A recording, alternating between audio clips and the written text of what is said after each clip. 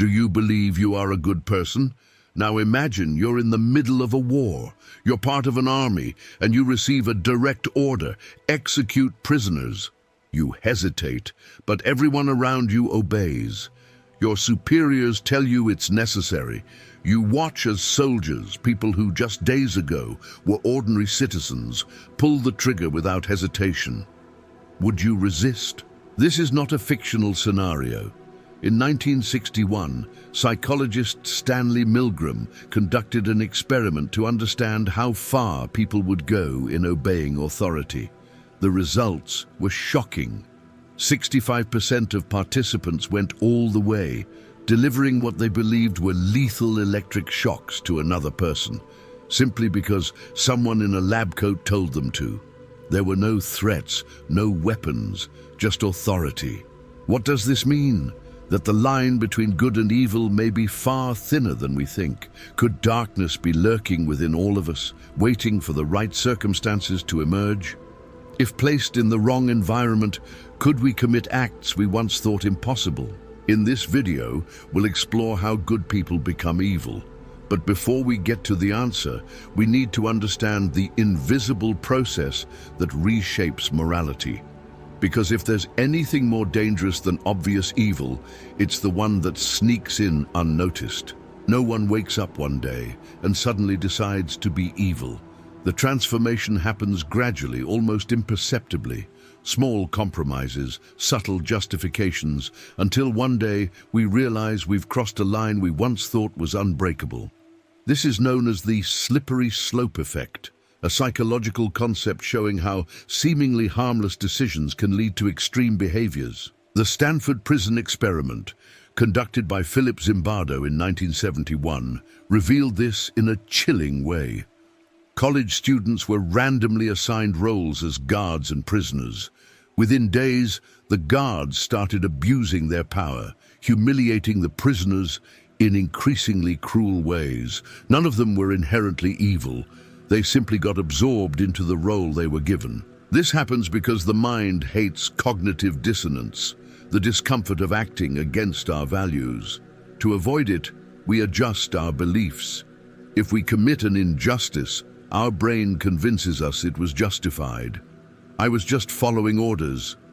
They deserved it. It wasn't that bad. One small, unethical act stops feeling wrong, then another. And another. Evil rarely presents itself as an obvious choice. It sneaks in through small, seemingly insignificant decisions. But if that's how it begins, could we also recognize it before it's too late? If moral transformation happens gradually, what determines who will be corrupted? The answer lies less in personality and more in the environment around us. Human behavior isn't fixed. It adapts to circumstances. In other words, who you are is shaped by where you are and who surrounds you. One of the most striking examples is Nazi Germany. Before the war, many who became soldiers and officers were ordinary people, workers, neighbors, fathers. But under intense propaganda, social pressure, and a new power structure, they were led to commit unimaginable acts. They weren't born monsters. They were molded by a system that redefined what was right and necessary. Psychologist Philip Zimbardo calls this dehumanization. When we label a group as inferior, dangerous, or unworthy, we gradually lose empathy for them. Studies show that this can be seen in the brain itself. When people perceive others as the enemy, areas linked to compassion become less active. This is how genocides happen, not through sudden hatred, but through a gradual erosion of empathy. The Robbers Cave experiment, conducted by Muzaffar Sharif, demonstrated how easily division arises. A group of boys, randomly split into two teams, quickly developed hostility toward each other, even though they had no real reason to hate.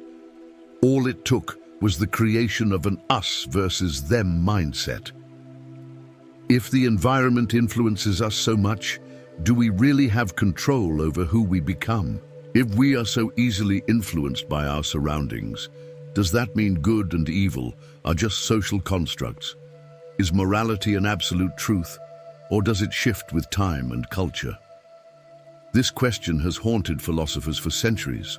Friedrich Nietzsche argued that with the death of God, the moral values that shaped society for centuries lost their foundation. If no divine force defines right and wrong, then humans must invent their own rules. This grants us freedom, but also presents a terrifying dilemma. Without an absolute moral code, how do we prevent chaos? Albert Camus offered a different perspective. He believed that life has no inherent meaning, but that doesn't mean we should surrender to nihilism. In the myth of Sisyphus, he suggests that even without cosmic purpose, we can create meaning through our actions.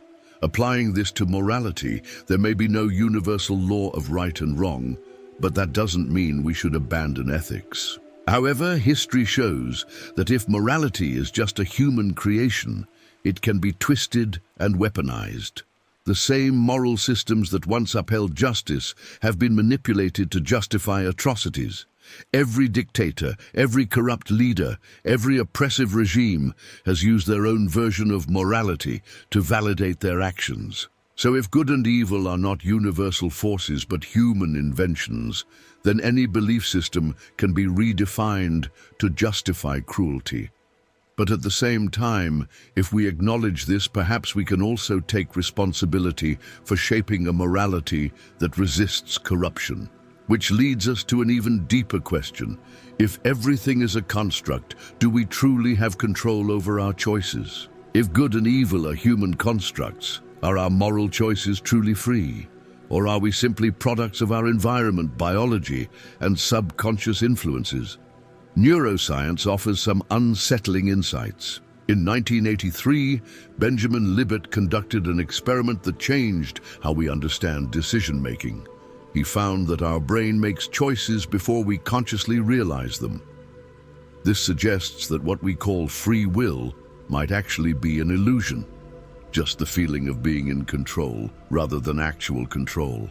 Beyond that, our behavior is shaped by invisible forces. Soldiers trained to kill eventually become desensitized, not because they are inherently violent, but because their environment conditions them to see death differently.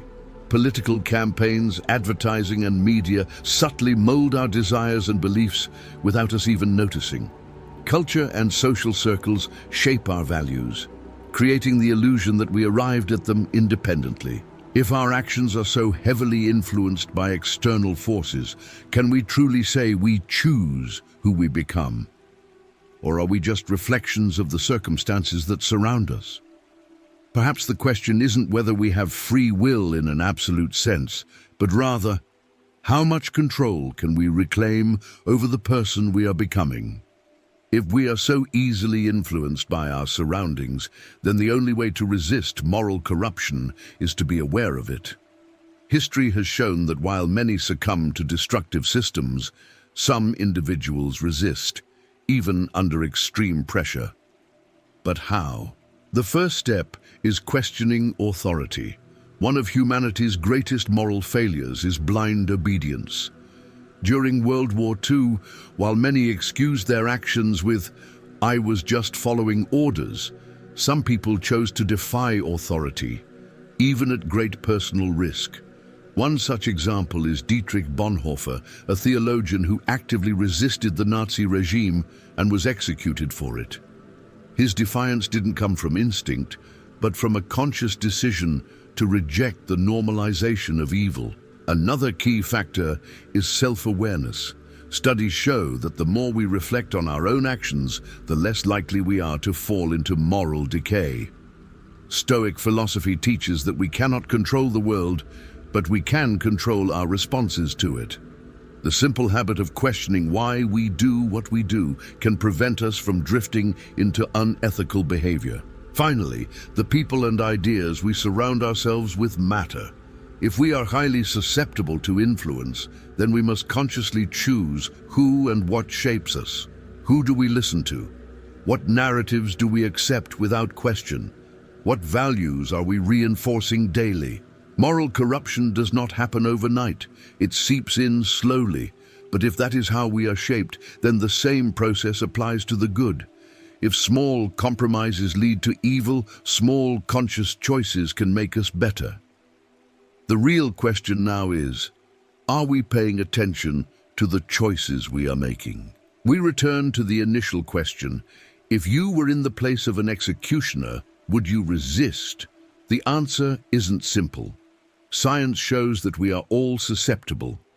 Philosophy reminds us that morality isn't absolute. And history proves that circumstances can turn anyone into something they never imagined. But if we understand this process, we have a chance. The real question is not whether you are a good or bad person, it's who you are becoming through your small, daily choices. If this video made you think, share your thoughts in the comments. Let's continue this conversation because questioning is the first step to not getting lost.